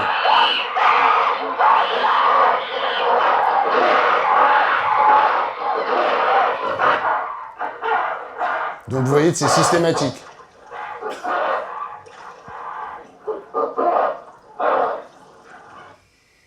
Là, c'est la nuit, regardez, ils sont sous les rochers, on les sent écrasés même par leurs conditions. Ils sont à la merci de tout, en fait. Et puis regardez, arrive le monolithe, j'ai enlevé le son et la musique exprès. Et là, pour la première fois, regardez-les, on les voit passer au-dessus, et toutes les images suivantes, tous les plans suivants, on va voir les héros, les singes, qui sont cette fois au-dessus de la ligne d'horizon. Voilà la façon qu'a Kubrick de nous démontrer que la transition après la révélation du monolithe noir, c'était que le destin de l'humain était de s'élever au-dessus de sa condition. Le symbole de l'élévation est manifeste de la première partie jusqu'à la quatrième partie. L'homme ne fait que s'élever physiquement de la terre ferme jusqu'à l'espace infini. Rappelez-vous, dans le premier mouvement, on est sur Terre, dans le deuxième, sur la Lune, dans le troisième, on est dans un espace interplanétaire, et enfin, dans le quatrième, dans un espace métaphysique. C'est simple. S'il est établi que le monolithe noir est la causalité première de ce film, il s'agit maintenant d'en déterminer la signification. Parce que je ne suis pas d'accord avec, bien sûr, ce qu'a dit Romain. Il est intéressant pour cela de se pencher sur un livre. Celui écrit par Arthur C. Clarke, que Kubrick a engagé pour écrire avec lui le scénario de 2001. Arthur C. Clarke, comme tu l'as rappelé Romain, était l'auteur d'une nouvelle de science-fiction intitulée The Sentinel, et dont Kubrick avait acheté les droits pour l'adapter dans 2001, partiellement. Puis sa collaboration avec Arthur C. Clarke évolua au cours de production, et Kubrick demanda à Clarke d'écrire une novélisation de son scénario qui sera publié au moment de la sortie du film. Le livre de Clarke porte, du coup, le même titre que le film. Il y a deux grandes différences majeures entre le film de Kubrick et le livre de Clarke. D'abord, le premier est implicite, là où le second est explicite. Ensuite, le premier est une œuvre d'art et le second non. Clarke est pourtant considéré comme un grand auteur de SF, de science-fiction. Mais le livre ne tient pas à la comparaison avec le film. Ce dernier est un chef-d'œuvre intemporel alors que personne ne considère la novélisation de Clarke comme de la grande littérature. Clarke a opté pour des explications plus claires du mystérieux monolithe dans son roman. Kubrick a rendu le film plus cryptique, en minimisant les dialogues et les explications. Clarke y parle d'une origine extraterrestre, tu as évoqué, ça c'est dans le livre. Pour le monolithe noir, il décrit même les extraterrestres dans le livre. Alors que Kubrick a totalement fait... il a complètement occulté cet aspect. À l'origine, chez Clarke, le monolithe noir, dans sa nouvelle La Sentinelle, était décrit comme une pyramide de verre. Kubrick, là aussi, a totalement changé cette forme pour lui attribuer un autre signifiant que nous avons vu en l'en faisant un monolithe noir. Pendant les 4 années de production du film, Kubrick a passé son temps à supprimer les dialogues, à rendre implicite ce qui était dans le scénario explicite. Les premières versions du scénario, que j'ai lues, comprenaient même un prologue contenant des interviews de scientifiques sur la vie extraterrestre, ainsi qu'une narration en voix off. Cette narration en voix off était d'ailleurs une caractéristique de tous les films précédents de Kubrick, qu'on a évoqué avant, hein, Lolita, Dr. Folamour, il y avait toujours une narration en voix off. Kubrick fit même dessiner, figurez-vous, des croquis d'extraterrestres inspirés par L'homme qui marche de Giacometti. Et il envisageait de les intégrer dans le film, avant d'y renoncer définitivement pour aller dans une toute autre et bien plus forte direction. Kubrick a apporté d'autres modifications pour éviter une verbalisation intellectuelle à son film, afin de communiquer à un niveau visuel et viscéral, plutôt que par le biais d'une narration conventionnelle. Je cite Kubrick. « Le film devient alors, à partir du moment où il a retiré tous ces dialogues, le film devient alors une expérience subjective qui frappe le spectateur à un degré intérieur de conscience, tout comme la musique et la peinture. » Lorsque le tournage ainsi avait commencé, Kubrick avait supprimé la plus grande partie des dialogues et de la narration, au point que son co-scénariste a fini par déclarer « Si vous dites que vous avez compris 2001, c'est que nous avons échoué. » Car nous voulions que le film pose plus de questions qu'il nous donne de réponses. Alors, si le monolithe n'évoque pas des extraterrestres, qu'évoque-t-il donc pour Kubrick ? Nous savons que Kubrick, par son immense culture, tire son inspiration de multiples sources, et beaucoup d'entre elles sont des sources tirées de la tradition juive, des textes bibliques. Il y a chez Benny Lévy une réflexion passionnante concernant la part juive qui constitue l'être juif jusque dans sa chair. Même chez un juif éloigné de la tradition des maîtres d'Israël, comme l'était par exemple Freud, dont Benny parle. J'avais été très frappé, moi, par la lecture du Meurtre du pasteur, de Benny, dans lequel il faisait ce commentaire sur Freud, à la toute fin du livre, à propos de son dernier ouvrage, L'homme Moïse et la religion monothéiste. Se demandant, Benny, où Freud était allé chercher son inspiration pour trouver, je cite, l'équivalent dans l'histoire qui puisse véhiculer l'héritage archaïque du meurtre du père, je cite encore, Benny Lévy qui dit « Sigmund Freud, juif viennois, le sait dans sa chair. » Il doit trouver cette inspiration chez le juif. Voilà pourquoi, c'est de son milieu, c'est toujours Benny qui écrit, voilà pourquoi c'est de son milieu de Freud, milieu juif, de Moïse, que Freud va construire l'histoire. C'est avec la tradition juive, et il ajoute, tel qu'il l'entend, j'adore cette précaution de Benny, tel que Freud entend la tradition juive, qu'il va constituer la matérialité de l'histoire et sa profondeur. Freud a élaboré sa question, nous dit Benny enfin, avec sa chair. Eh bien, selon moi, Kubrick a fait de même. Je vous raconte juste une très belle anecdote. Dans le dernier film de Kubrick, qui s'appelle Eyes Wide Shut, pour ceux qui l'ont vu, il avait engagé un scénariste qui s'appelle Frederick Raphael, qui est un auteur romancier américain, juif, et il raconte qu'à un moment donné, Kubrick, alors qu'il était très satisfait du scénario, il fait engager un autre dialoguiste.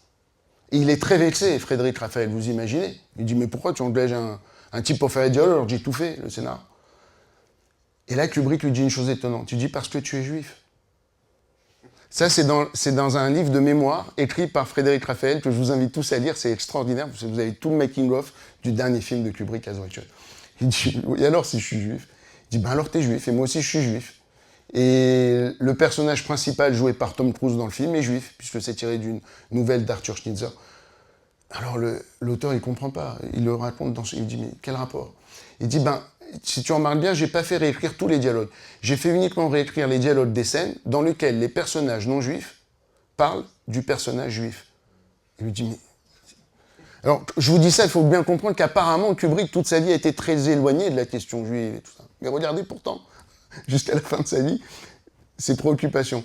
Il lui dit, pourquoi t'as fait réécrire? Il dit, parce que toi, en tant que juif, tu ne peux jamais savoir, comme moi d'ailleurs, comment parlent les non-juifs quand nous ne sommes pas là.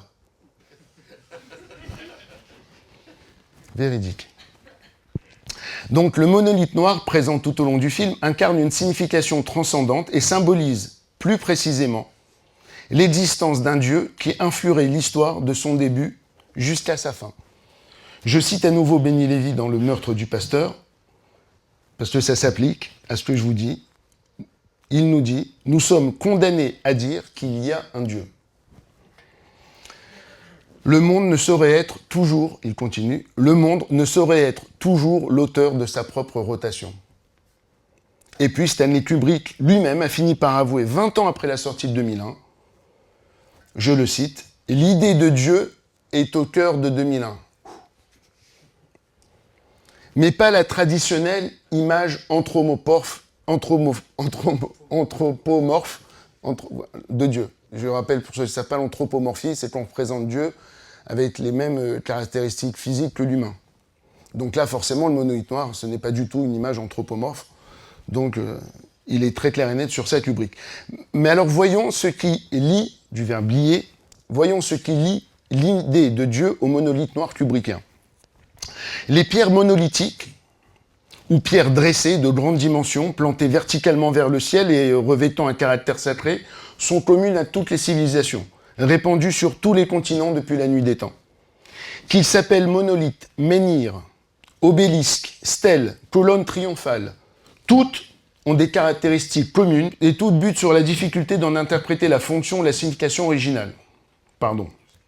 Aucune théorie historique n'a pu à ce jour en déterminer l'origine première. Il y a cependant une source scripturaire, biblique, qui me paraît élucider l'origine. Ce qu'on désigne en français par le mot, très rare, Béthyle. Vous connaissez ce mot?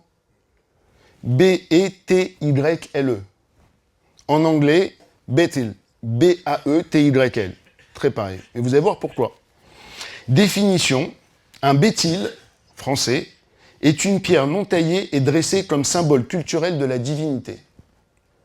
L'étymologie du mot Béthyle remonte à un épisode du Pentateuque. Dans la Genèse chapitre 28, le patriarche Jacob quitte Beersheba pour Haran après avoir usurpé le droit d'aînesse de son frère jumeau Esav en échange d'un plat de lentilles.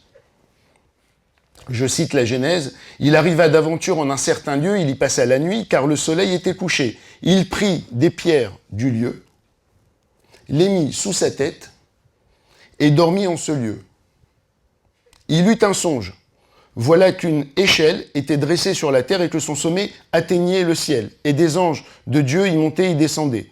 Le rêve a ici un caractère sacré. Il représente avec le sommet le temps de Dieu, qui, pendant que la réalité s'estompe, peut parler à sa créature sous forme d'images hautement symboliques, comme le poète d'ailleurs, images que l'esprit humain devra ensuite interpréter. L'image utilisée ici est celle d'une échelle. Cette échelle qui relie la terre au ciel symbolise les articulations entre l'universel et le particulier, les interactions entre le sujet et le monde dans lequel il vit. Les marches de l'échelle sont autant de degrés que l'on doit franchir l'un après l'autre pour accéder au sommet de la connaissance. Poursuivons. Toujours dans la Genèse. Jacob s'éveilla de son sommeil et dit « En vérité, Dieu est en ce lieu. Ce lieu est redoutable. Ce n'est rien de moins qu'une maison de Dieu. » En hébreu, Beth El. et la porte du ciel. Genèse 28, 10 à 19. On apprend ainsi que la chose la plus importante qui s'est déroulée pendant ce rêve, c'est que Jacob a rencontré Dieu. Et quelle va être sa réponse? Je reprends la lecture de la Genèse. Levé de bon matin, Jacob prit la pierre qui lui avait servi de chevet et la dressa comme une stèle. Je reprends la Genèse. Et cette pierre que j'ai dressée comme une stèle, nous dit Jacob, sera une maison de Dieu, en hébreu, Beth-El. Donc après avoir rencontré Dieu, que fit immédiatement Jacob? Il lui érige un monument avec une pierre, la pierre sur laquelle il a rêvé. Il dresse une colonne tellurique, un monolithe. Geste symbolique s'il en est, il pose la première pierre de ce qu'il veut être le futur temple de Dieu, en ce lieu. Temple que sa descendance devra bâtir. La pierre qu'il érige en colonne symbolise la quête spirituelle individuelle par opposition au temple, qui symbolise l'œuvre d'une collectivité humaine. En effet, la pierre de Jacob reste à son état naturel, une pierre brute, non taillée, alors que le temple représente une gigantesque entreprise de construction. Jacob est convaincu que cette pierre sur laquelle il a rêvé est la porte vers le ciel et vers la divinité. D'une position allongée, la pierre, il l'a fait passer à une position verticale. Et il y répand de l'huile. Revenons au texte. Et à ce lieu, il donna le nom de Beth-El. Beth-El, deux mots hébreux qui signifient Beth, la maison, une demeure, et El, le nom de Dieu. La pierre Beth-El donnera son nom au terme français, le Béthil. Et pareil en hébreu, donc, Béthil. L'homophonie nous saute aux oreilles. Un Béthil, rappelons-le, est le nom donné à une pierre dressée vers le ciel symbolisant une divinité, une pierre sacrée. Certes, le culte des pierres remonte à la préhistoire, mais celle érigée à Bethel par Jacob a marqué un tournant historique. Rompant avec les penchants idolâtres ancestraux, la pierre de Jacob n'est pas dressée en tant que divinité en soi, ni même en tant que représentation d'une quelconque déité, non. Sa vocation se limite, pour la première fois avec Jacob, à signaler la présence de Dieu. Nous sommes donc très loin des adorateurs de pierre.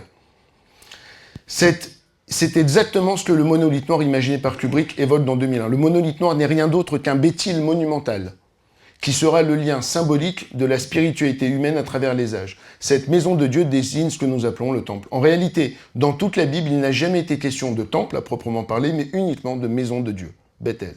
Cette maison, ce temple, symbolise l'union du monde d'en haut et du monde d'en bas. Elle est l'outil nuptial qui rattache l'homme à son créateur. Dieu et l'homme sont aussi distincts que possible. Dieu est l'essence spirituelle absolue, l'homme est, du moins superficiellement, un être matériel. Construire un temple physique revient donc à donner une forme à l'essence. Un lieu où forme et spiritualité ne feront qu'un. Tel est le principe même du rêve de Jacob. L'échelle pouvant-elle être interprétée comme la représentation symbolique du temple, en tant que point de jonction entre le ciel et la terre, entre l'homme et son créateur. C'est sur ce site où Jacob a rêvé que des années plus tard, les descendants de Jacob érigeront le temple de Salomon. Et dans le Saint des Saints, au cœur même de ce temple, on trouvera la pierre de Jacob. C'est au-dessus d'elle que sera placée l'arche d'alliance. La pierre de Jacob s'avère occuper dans ce récit une place tellement centrale qu'elle sera bientôt rebaptisée pierre de fondation. Even Ashtia, dans le Talmud. Pourquoi pierre de fondation? Parce que toute la création du monde serait fondée sur elle. La pierre fondamentale symbolise le centre de la création, le fondement symbolique de la création du monde. C'est le sol que Dieu créa en premier. Cette pierre qui se trouvait au centre du temple est la pierre de base de tout l'univers. Elle est la fondation sur laquelle le monde est construit. Elle est la pierre sur laquelle Jacob a posé sa tête pour s'endormir, celle sur laquelle il a rêvé, l'endroit où le roi Salomon construit le temple, celui aussi où Abraham était prêt à sacrifier son fils Isaac, l'endroit où Noé posa pied à terre quand il quitta l'arche après le déluge, c'est aussi à cet endroit que Adam est né. Lorsque le règne de Sédécias se termina à Jérusalem et que le temple fut détruit, qu'arriva-t-il à cette pierre sacrée? Vous savez, plusieurs thèses évoquent la destinée de cette pierre fondatrice. La plus étonnante est celle qui a fait de la pierre de Jacob le plus ancien symbole de l'histoire écossaise. Selon la tradition britannique, la pierre de Beth-El fut transportée vers l'Égypte après la destruction du temple de Salomon, et de là, elle fut transportée en Espagne, puis en Irlande, avant son arrivée définitive en Écosse, où le fondateur du royaume d'Écosse, Kenneth MacAlpine, déposera la pierre de Jacob dans le futur monastère de Scone, à Perthshire, en 843. Ce que je vous dis, purement historique et factuel. À compter de cette date, enfin, c'est ce qu'ils disent. Je ne vous dis pas que c'est vraiment la pierre sur laquelle, bien sûr, Jacob a dormi, mais c'est ce que raconte l'histoire britannique. À compter de cette date, donc de 843, la pierre de Jacob deviendra l'élément central, figurez-vous, du service de couronnement des rois. Tous les rois écossais ont été couronnés sur la pierre de Jacob.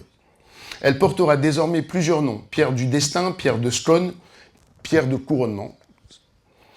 L'oreiller de Jacob aussi, et la pierre de Tanist, qui est la version celtique de pierre de Jacob. Lorsque l'Écosse sera conquise par les Anglais en 1296, la pierre sera emportée à l'abbaye de Westminster.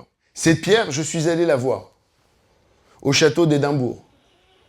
C'est un bloc de grès rectangulaire, pesant 152 kg, mesurant 67 cm de long et 42 de large, et incrusté de quelques cristaux de roche. Mais son poids dans l'histoire de la royauté britannique est autrement conséquent. Le voilà. Ça, c'est ce que la couronne britannique appelle la pierre de Jacob. Et ça, c'est le trône, le fameux trône d'Édouard. Et vous voyez, il y a un emplacement vide en dessous. C'est là qu'ils vont insérer, c'est là qu'ils insèrent, à chaque fois qu'il y a un couronnement, la pierre de Jacob. Voilà de dos, avec la pierre de Jacob qui a été mise en place. Voilà à quoi ça ressemble en gros plan. Voilà une version. Ça, c'est comme ça qu'elle était exposée quand je suis allé la voir à Édimbourg. Voilà une illustration d'origine. Le couronnement d'Édouard III. Et là, ben, vous l'avez tous vu, enfin je pense, le couronnement de Charles III, du prince Charles. Tel qu'on l'a vu tous en direct à la télé, on était plus de 2 milliards à voir ça. Et on voit bien la pierre de Jacob, là, sous le siège. Voilà un autre angle, on voit encore la pierre de Jacob. Voilà Charles, assis sur la pierre de Jacob. C'est dingue. Jusqu'à aujourd'hui, tous les monarques anglais, tous à l'exception de 2, ont été couronnés sur ce trône. Même la reine Elisabeth, et surtout sur cette pierre. Le dernier en date, comme on vient de le voir, étant le prince Charles, qui fut couronné roi d'Angleterre le 6 mai 2023 sur le trône de la pierre de Jacob dans l'abbaye de Westminster à Londres. Il n'en faudra pas plus pour voir naître une nouvelle légende confondant un peu trop aisément l'ascendance tribale des peuples des îles britanniques avec celle, figurez-vous, des 10 tribus perdues d'Israël exilées par les Assyriens. Le mystère des origines de certains clans qui ont conquis l'Irlande et l'Écosse, entre autres les Gaëls, les Pictes, les Scots et les Saxons, n'en est pas moins surprenant. Les noms British et Irish et Scottish, c'est pas une blague, hein, c'est une thèse, sont le sujet de nombreuses controverses étymologiques. Et pour cause, le mot ish désigne en hébreu homme, et le mot brit signifie en hébreu alliance. British apparaît ainsi comme un terme purement hébraïque signifiant l'alliance de l'homme. Tout ça, c'est parce qu'il y a cette pierre de Jacob qui est sur leur siège. Mais on attend toujours une étude étymologique approfondie pour identifier de manière définitive les racines de ces noms.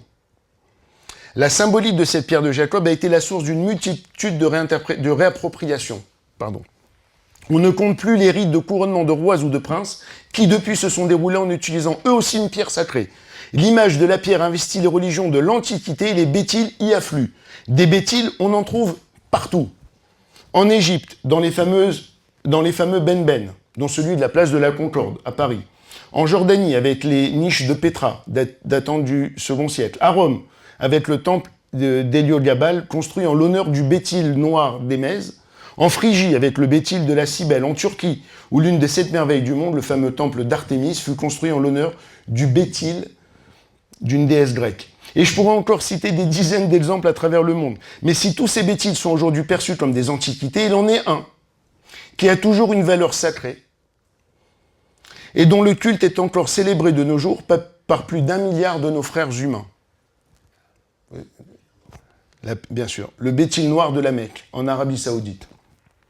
Cette pierre noire, légendaire, est enchâssée dans la Kaaba, au centre de la Mecque. Pour mémoire, la Kaaba est un bâtiment de forme approximativement cubique, avec ses 15 mètres de haut et ses côtés de 10 à 12 mètres, recouvert d'un brocart noir, qui est situé au cœur de la grande mosquée, vers lequel tous les musulmans du monde se tournent pour prier, et que nous avons tous vu en photo lors du pèlerinage annuel. À l'origine, la Kaaba était un ancien temple vénéré par toutes les tribus pré-islamiques de la péninsule arabique, qui contenait en son sein, selon la légende, 360 idoles qui seront bientôt détruites et chassées par Mahomet.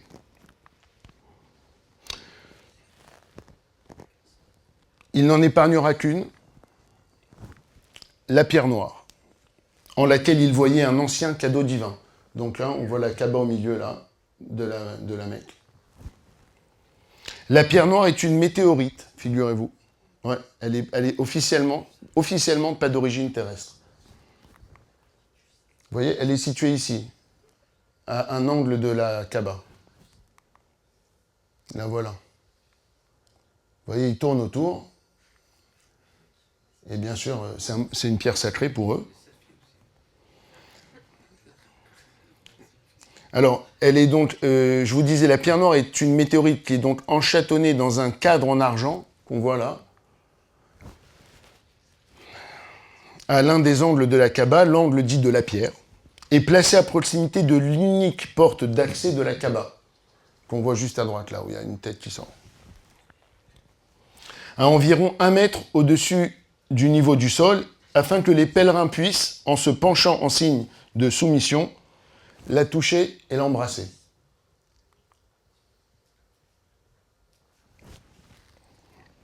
C'est ainsi que cette pierre aurait le pouvoir surnaturel d'absorber les péchés de celui qui l'embrasse, d'où sa couleur noire dans la tradition musulmane, alors qu'à l'origine, elle aurait été blanche. La symbolique de la Kaaba, qui est vide à l'intérieur, il n'y a rien, signifie qu'il ne peut y avoir d'objet d'adoration pour le croyant.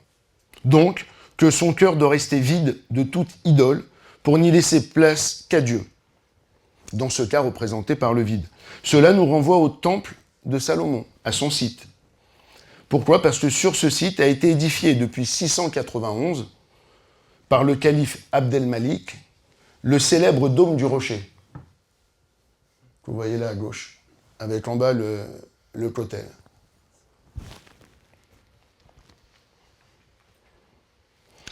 Il est surprenant de visiter le dôme du rocher aujourd'hui et de découvrir que toute son architecture suit un plan centré autour d'un point focal sacré, le rocher. Rocher sur lequel Jacob est censé avoir fait son rêve de l'échelle qu'il baptisa Bethel. Donc voilà, vue aérienne, dôme du rocher. Regardez l'intérieur, je ne sais pas si tout le monde connaissait ça, mais c'est juste génial. À l'intérieur, il y a une découpe faite au sol. Ça c'est bien sûr en très grande focale. Mais vous voyez, la découpe faite au sol pour respecter pour l'intégrité du sommet du rocher. C'est à cet endroit, selon la tradition et juive et musulmane et tout le monde d'ailleurs, pour eux que Jacob a fait son rêve, qu'il a édifié son Béthil, son Bethel. Voilà.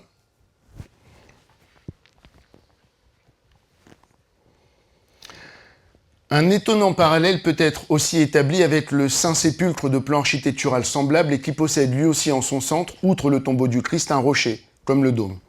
Le monolithe noir représente donc bien une unité monolithique, donc un symbole d'unité. Une unité à laquelle l'humanité doit aspirer, pour Kubrick. Une unité divine. Un appel à l'humanité de se grouper, à vivre en fonction du devoir social de chacun par rapport à tous. Le civisme aux yeux de Kubrick. Si le monolithe noir a pour vocation de représenter la présence de Dieu, il paraît évident qu'il doit aussi intégrer une dimension sinaïque, dans le sens de la révélation sinaïque. Les 4 apparitions dans le film du monolithe noir sont l'expression de 4 fracas de l'histoire, au sens défini par René Lévy. Son irruption du monolithe marque en effet à chaque fois une rupture qui coupe l'histoire, fermant une époque, ouvrant une autre, sur des bases entièrement nouvelles. Et comme je l'ai dit plus haut, Non pas ici de fracas comme la révélation du Sinaï ou de la Révolution française, mais le fracas de la révélation du monolithe noir. Et comme l'épisode de la révélation sinaïque le relate dans le Pentateuque, Exode chapitre 20, verset 15, les témoins de la révélation ont vu les voix. Alors, René nous a appris que c'est très mal traduit. Il faut le dire au présent. Et il faut dire donc, ils voient les voix, du verbe voir. Et je cite en hébreu, Vechol ha'am roim et hakolot. Et tout le peuple voit les voix. Là aussi, Stanley Kubrick a transposé à l'image l'expression de ce verset célèbre et mystérieux. Que signifie donc voir des voix? Voir quoi? Voir les voix de Dieu. À chaque fois que le monolithe noir apparaît dans le film, en tout cas, Kubrick lui ajoute des voix. Celle d'un chœur polyphonique, tiré d'une messe du compositeur juif hongrois György Ligeti, pour ceux qui connaissent, un géant. Ce chœur polyphonique est présent à chaque apparition du monolithe. Il est soutenu par une musique mystérieuse, oppressante et déstructurée. Un chœur de femmes de voix fantomatiques et hallucinées renforce l'extrême solennité des basses du chœur masculin, ajoutant à cette étrangeté de la confusion, du trouble, avec des modulations et des dissonances en continu qui font basculer du mélodique à l'hypnotique et de l'hypnotique au symbolique, jusqu'à ce que l'orchestre et le chœur ne forment plus qu'un seul et unique corps céleste, diffus et terrifiant. Je vais vous montrer deux courts passages de 2 minutes chacun. C'est d'abord ce chœur avec sa chorale, ou donc pas les images de Kubrick, pour que vous compreniez le travail extraordinaire fait quand Kubrick ajoute ces voix-là sur son image des singes qui découvrent le monolithe. Si on peut passer le premier extrait musical, merci.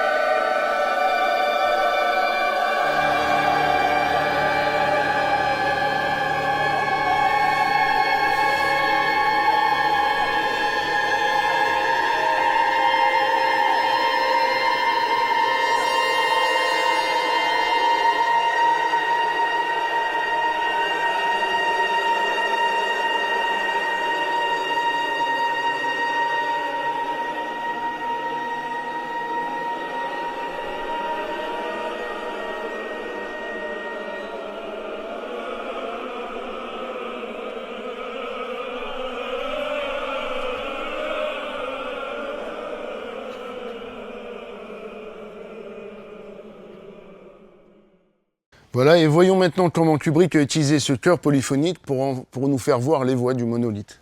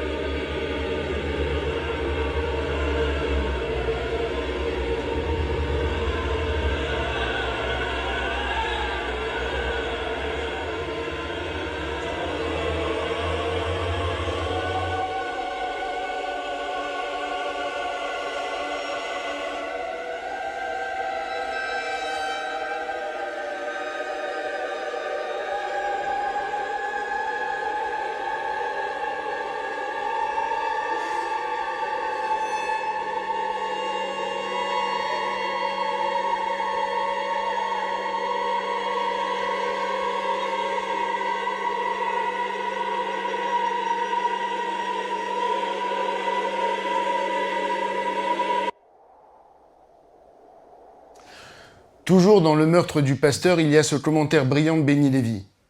Tout le peuple a vu les voix. Depuis le début, les Hébreux ont peur du grand feu. Peur causée par la frappe d'une parole qui n'est pas du monde, frappe de quelque chose que l'entendement subit, reçoit et ne produit pas. Vision certes effrayante, qui fait de chacun un unique. Et le réel apparaît dans une figure inouïe, effrayante. L'expérience primordiale de ce feu, le fait que brusquement quelque chose en nous meurt et qu'un autre homme voit les voix au lieu des choses. Tout le monde entend le kol, en hébreu la voix, toujours Benny qui parle. Le traumatisme du phonique, joli. Le traumatisme phonique institue le tous, l'expérience universelle, la seule qui puisse être dite sans escroquerie universelle, cette nuit de feu. Maïmonide, nous dit Benny, dans son chapitre 33 du Guide des Égarés, part de cette constance dans le récit du Sinaï. Nous avons entendu la voix du sein du feu. Il est toujours question de voix, et non pas, alors de voix de kol, et non pas de dibour, de paroles distinctes. Tout le monde entend la voix, et les dibourim ne sont pas articulés. Exactement comme ici. Les paroles ne sont pas articulées, mais on entend des voix. On voit les voix. Tous les Israélites n'entendirent que dans cette scène qu'un seul son. Partout où l'on parle de plusieurs voix qu'on entendait, comme par exemple, et il cite l'Exode, et tout le peuple apercevait les voix, il ne s'agit que du retentissement du corps, du tonnerre, etc. Mais la voix de l'Éternel, je veux dire, la voix créée, par laquelle fut communiquée la parole de Dieu, ils ne l'entendirent qu'une seule fois. C'est cette voix dont on a dit que leur âme leur échappa en l'entendant, et au moyen de laquelle furent perçus les premiers commandements. C'est à se demander si Kubrick n'a pas lu Benny Lévy, ou plus chronologiquement, si Benny Lévy n'avait pas vu 2001. Benny Lévy poursuit. en commentant un passage du traité de l'autorité politique de Spinoza. La vérité de la théocratie de Spinoza, c'est la phonocratie, l'autorité de la voix créée. Sous le choc de la voix, destruction du moi persona, le néant est bien, comme pensait Sartre, condition de la liberté. Béni Lévy associe la nuit de feu au néant de Sartre. Ce n'est pas le bon sens qui est la chose au monde la mieux partagée, mais la nuit de feu, nous dit Béni. Le cogito doit être défini comme idée de Dieu, soumission à l'infini, subjectivation, nuit de fond au fond de l'expérience philosophique vraie, la nuit de feu. Philosopher, par la simple spéculation humaine, n'est pas atteindre la certitude. Il y faut donc le choc de la voix. L'expérience prophétique primordiale, l'immédiat de la nuit de feu, la nécessité d'existence. Commandement, le premier selon Maïmonide, de connaître Dieu. Avant la liberté de penser, le commandement de penser. Il y a une expérience prophétique primordiale, prophétisme à la racine du langage dans la voix. Voilà ce que nous dit Béni. La conception kubrickienne de l'histoire exprimée dans 2001, Histoire avec un grand H, est donc une philosophie de l'histoire selon laquelle les événements historiques sont conditionnés par l'influence d'une providence, le monolithe noir, qui est censé éveiller l'humanité. La conquête de territoire et la quête d'absolu y sont les moteurs antagonistes de l'histoire. L'élévation spirituelle, la connaissance, elle est le but final de l'histoire. 2001 remet en question l'idée moderne de progrès que le temps ne serait qu'un processus continu et linéaire. Il serait la manifestation de la providence. La manifestation de la providence cultive pour Kubrick non seulement la nécessité de contester la pertinence de ce continuum, mais d'interrompre l'effet de fuite en avant qu'il exerce sur les sociétés modernes. 2001 propose clairement une vision cyclique de l'histoire. Le symbolisme cyclique tout au long du film est assez manifeste.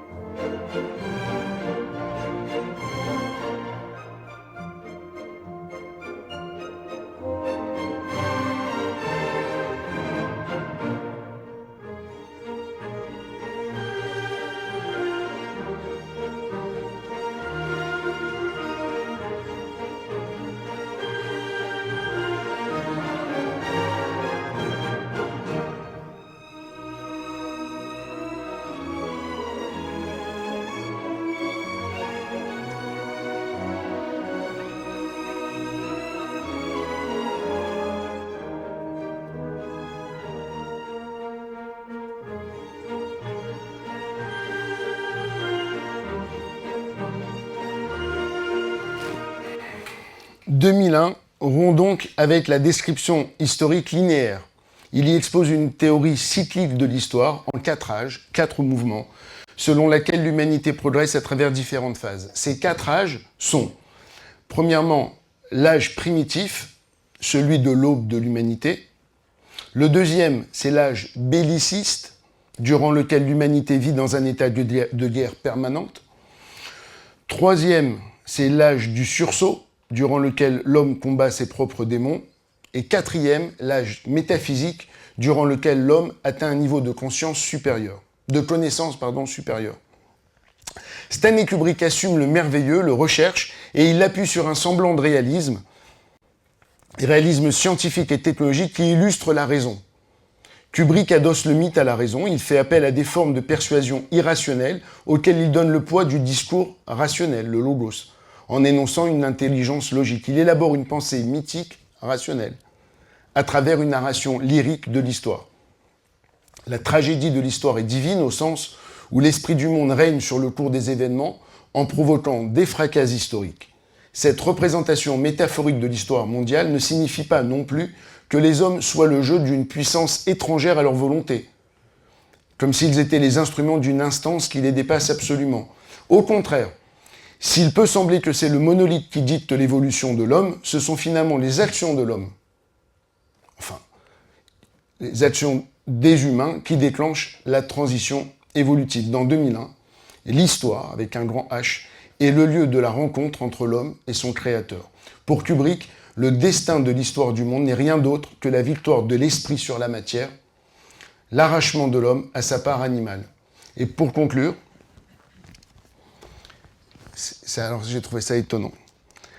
Victor Hugo, La légende des siècles. C'est écrit en 1859. Et vous connaissez tous, vous l'avez lu, il y a une préface rédigée par Hugo. Moi, je trouve que la préface est plus belle que tout le reste. Et ce qui est incroyable, c'est que quand on lit cette préface, aujourd'hui, à la lumière de ce qu'on a dit sur 2001, je termine sur ça. Je vais juste vous lire un passage de cette préface. Et je ne prends qu'une seule liberté. C'est à chaque fois qu'il emploie le mot poème, ou qu'il donne le titre de son œuvre, La légende de siècle, je remplace par film ou par 2001, l'Odyssée de l'espace. Regardez, l'exercice est incroyable. Et puis de terminer sur le génie du verbe de Hugo, quand même, on se fait plaisir.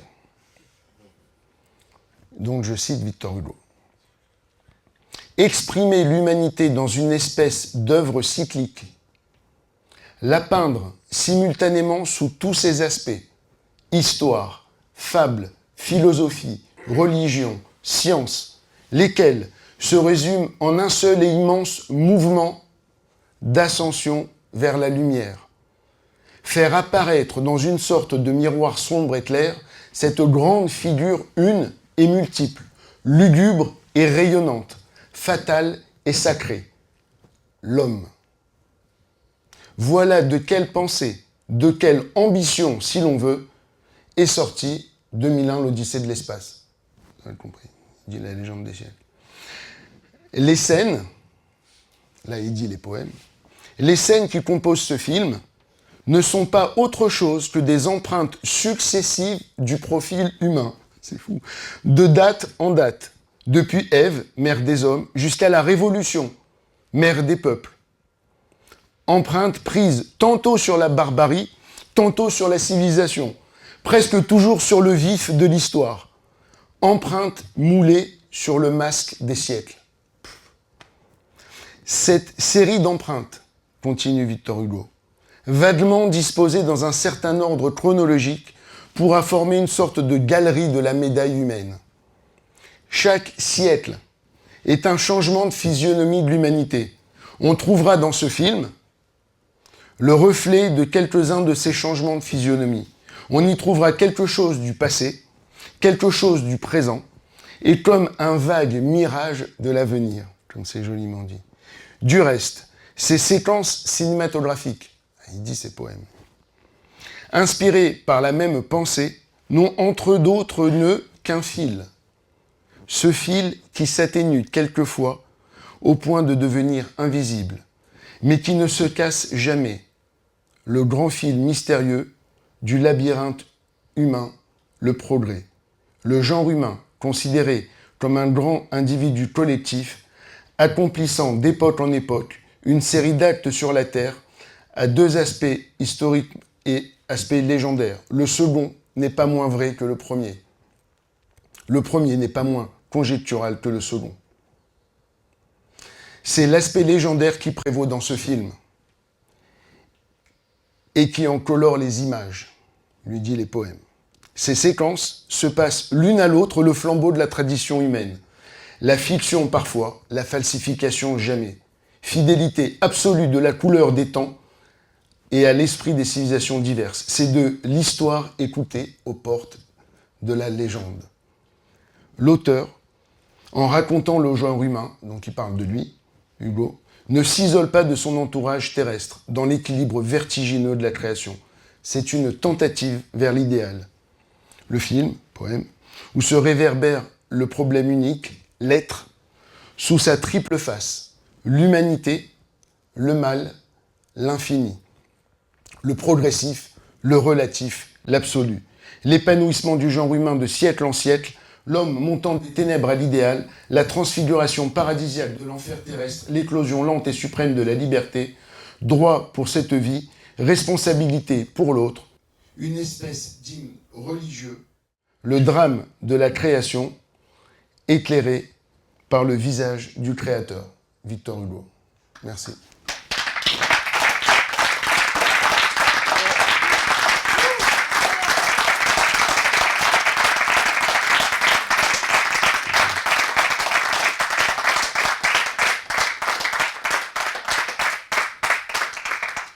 Merci.